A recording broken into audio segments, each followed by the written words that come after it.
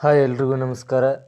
Welcome to my channel. ನಾನು ಮೌನೇಶ್ ವಾಲಿಕಾರ್. ಇವತ್ತಿನ ಈ ವಿಡಿಯೋದಲ್ಲಿ B.Ed ಲಿಸ್ಟ್ ಬಿಟ್ಟಿರುತ್ತಾರೆ, ಕಟ್ ಆಫ್ ಲಿಸ್ಟು. ಅದರ ಬಗ್ಗೆ ಸಂಪೂರ್ಣವಾಗಿ ನೋಡೋಣ ಈ ವಿಡಿಯೋದಲ್ಲಿ.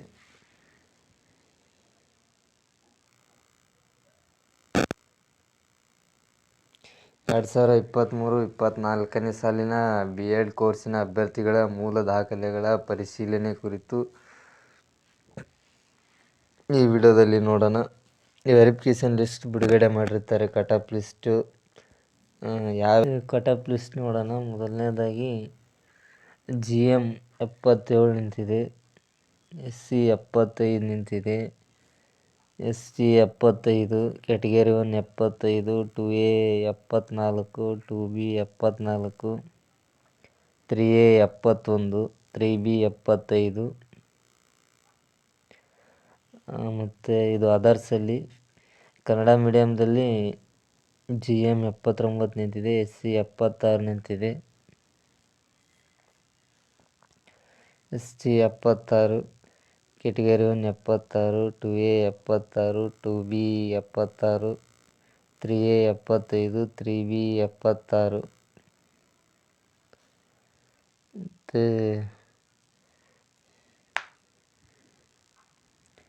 ಕನ್ನಡ ಮೀಡಿಯಮ್ದಲ್ಲಿ ಫೀಮೇಲ್ ಅವ್ರಿಗೆ GM 80, SC ಅವ್ರಿಗೆ 76% ನಿಂತಿದೆ, SC 76, category 1 76, 2A 76, 2B 76, 3A 76, 3B 76.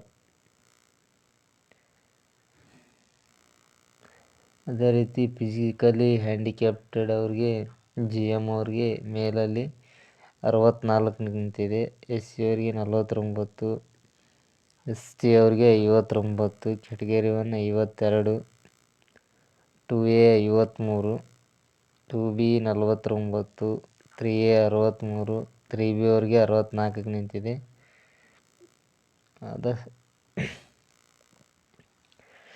ಸರಿ, ಕಟ್ ಆಫ್ ಜಾಸ್ತಿನೇ ನಿಂತಿದೆ.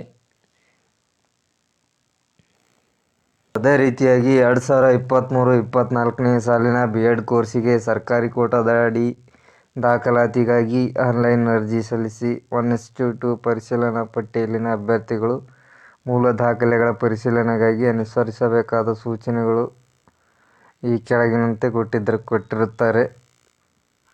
ಇಲ್ಲಿನ ಅಭ್ಯರ್ಥಿಗಳು ಮೂಲ ದಾಖಲೆಗಳ ಪರಿಶೀಲನೆಗಾಗಿ ಆಯ್ಕೆ ಮಾಡಿಕೊಂಡ ನೋಡಲ್ ಕೇಂದ್ರದಲ್ಲಿ ಮಾತ್ರ ಹಾಜರಾಗುವುದು ಅಂತ ಹೇಳ್ತಾ ಇದ್ದಾರೆ. ಇಲ್ಲಿ ಅಭ್ಯರ್ಥಿಗಳು ಪರಿಶೀಲನಾ ಪಟ್ಟಿಯಲ್ಲಿ ನಮೂದಿಸಿದ ದಿನಾಂಕ ಮತ್ತು ಪರಿಶೀಲನಾ ಕೇಂದ್ರ ಅಂದರೆ ನೋಡಲ್ ಕೇಂದ್ರದಲ್ಲಿ ಎಲ್ಲ ಪ್ರಮಾಣ ಪತ್ರಗಳ ಮೂಲ ದಾಖಲೆಗಳೊಂದಿಗೆ ಪರಿಶೀಲನೆಗೆ ಕಡ್ಡಾಯವಾಗಿ ಹಾಜರಾಗಬೇಕಂತ ಹೇಳ್ತಾ ಇದ್ದಾರೆ.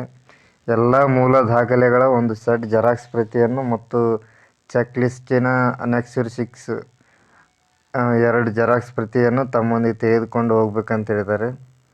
ಆಯಾ ಮೀಸಲಾತಿ ಗುಂಪಿನಲ್ಲಿ ಪ್ರಕಟಿತ ಅಭ್ಯರ್ಥಿಗಳ ಅಂಕಕ್ಕಿಂತ ಹೆಚ್ಚುವರಿ ಅಂಕಗಳನ್ನು ಹೊಂದಿದ್ದಲ್ಲಿ ಕೂಡಲೇ CAC ಅನ್ನು ಸಂಪರ್ಕಿಸುವುದು ಅಂತ ಹೇಳಿದ್ದಾರೆ.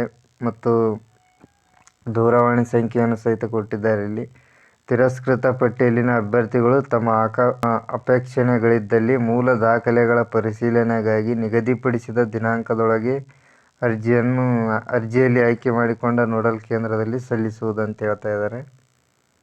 ಮೂಲ ದಾಖಲೆಗಳ ಪರಿಶೀಲನೆಯ ನಂತರ ಮೊದಲ ಸುತ್ತಿನ ಆಯ್ಕೆ ಪಟ್ಟಿಯನ್ನು ಪ್ರಕಟಿಸಲಾಗುವುದು ಅಂತ ಹೇಳ್ತಾ ಇದ್ದಾರೆ. ಹೆಚ್ಚಿನ ಮಾಹಿತಿಗಾಗಿ ಆಯ್ಕೆ ಮಾಡಿಕೊಂಡ ನೋಡಲ್ ಕೇಂದ್ರವನ್ನು ಸಂಪರ್ಕಿಸಬೇಕಂತ ಹೇಳಿದ್ದಾರೆ. ಎಲೆಕ್ಷನ್ ಲಿಸ್ಟಲ್ಲಿರುವಂಥ ಅಭ್ಯರ್ಥಿಗಳು ತಮ್ಮ ನೋಡಲ್ ಕೇಂದ್ರದಲ್ಲಿ ಏನಾದರೂ ತೊಂದರೆ ಆಗಿದ್ದಲ್ಲಿ ಅಲ್ಲಿ ಪರಿಶೀಲಿಸಿದ್ದಾರೆ. ಇದಿಷ್ಟು ಈ ವಿಡಿಯೋದ ಮಾಹಿತಿ. ಈ ವಿಡಿಯೋ ಉಪಯುಕ್ತವಾಗಿದ್ದರೆ ಚಾನಲ್ನ ಸಬ್ಸ್ಕ್ರೈಬ್